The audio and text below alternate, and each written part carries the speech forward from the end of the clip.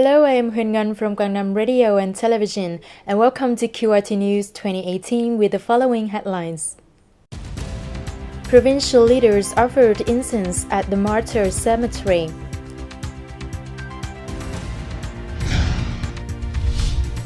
Glorious Hoi An lanterns welcome death.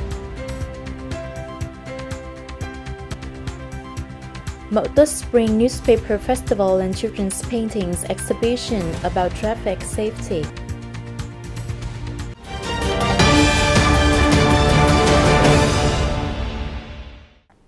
This week, the delegation of the Provincial Party Committee, People's Council, People's Committee, Provincial Vietnam Fatherland Front Committee, headed by Provincial Party Secretary Quang, came to put wreaths and offered incense to commemorate the heroic martyrs at Quang Martyrs Cemetery in Tam Phu Commune, Tam Kỳ City. In front of the memorial monument, in a solemn and honorable atmosphere, the leaders of the province took a moment of silence and burnt incense to commemorate and pay tribute to President Ho Chi Minh, compatriots and soldiers who sacrificed their youth, blood, bone and aspirations for freedom of the whole country on the battlefield. Then the leaders of the province came to lay wreaths and offer incense at the Vietnam Heroic Mother Monument. This is an expression of the indefatigable gratitude to the predecessors who devoted their lives to the national liberation and the country building and defending. Hoi An City is famous all over the world not only by the hoary beauty and the mystery of the ancient houses, but it is also attractive by the sparkling and elusive beauty of colorful lanterns spread across the streets. Lanterns are considered as a specialty which bear the distinctive charm of Hoi An ancient town. The spring is in the air, and the artisans making lanterns are now busy creating their unique products to welcome that holiday. Let's visit the lanterns production facility of artist Huỳnh Văn Ba in Hoi An. The working space of artisan Huỳnh Văn Ba is quite busy and urgent.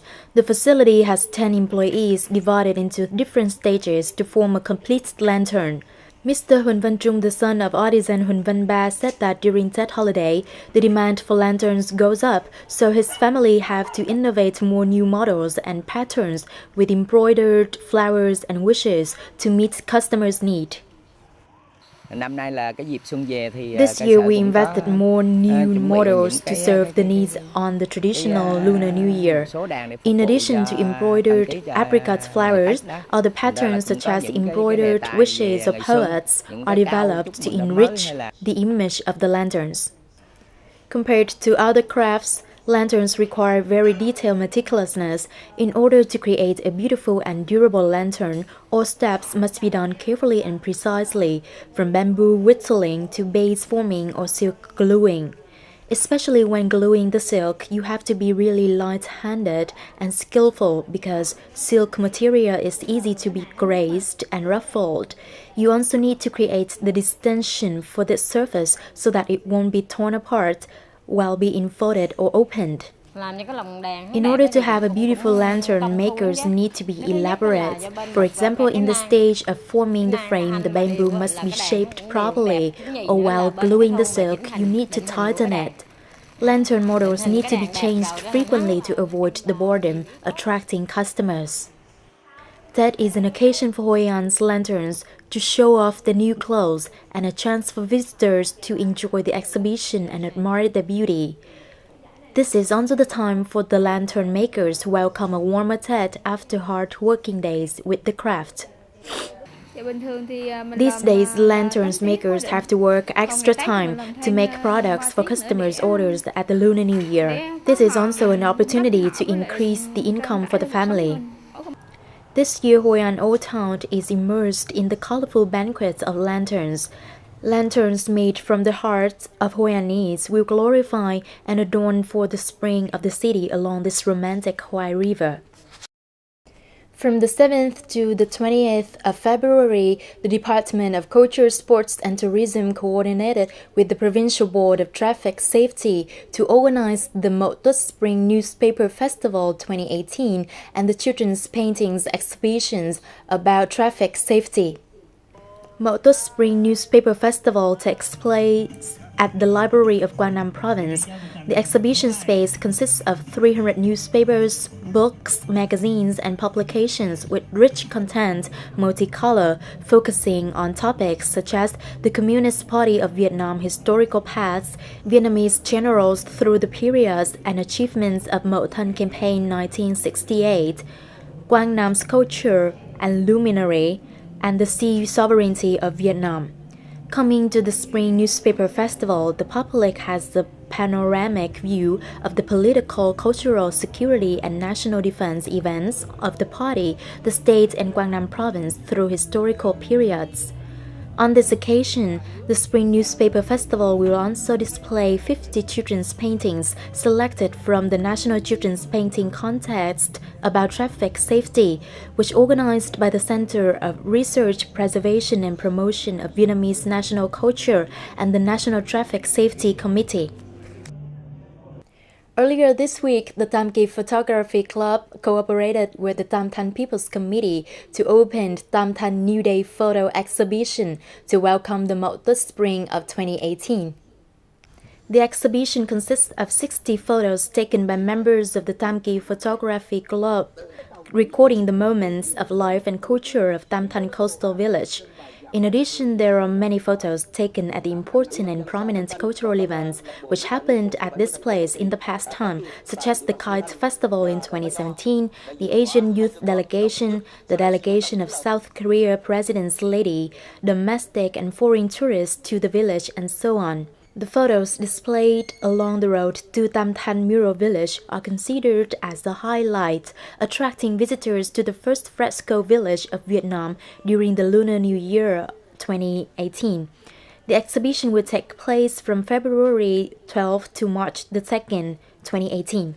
For 4 years, the Nam Giang Border Guard Station, which belongs to the Border Guards of Quang Nam Province, have organized Bánh Chưng Festival for poor people on the border, with variety of ebullient activities, creating a happy atmosphere and strengthen the solidarity between the troops and people in the border on the Lunar New Year occasion.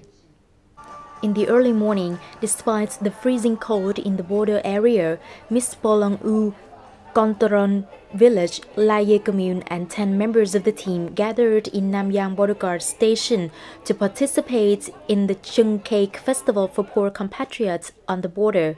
While the girls wrapped the cake, the boys made typical dish. My team prepared sticky rice, green beans, and meat. The ingredients were already marinated, and sticky rice and beans were already soaked one day before. We also boiled the banana leaves at home.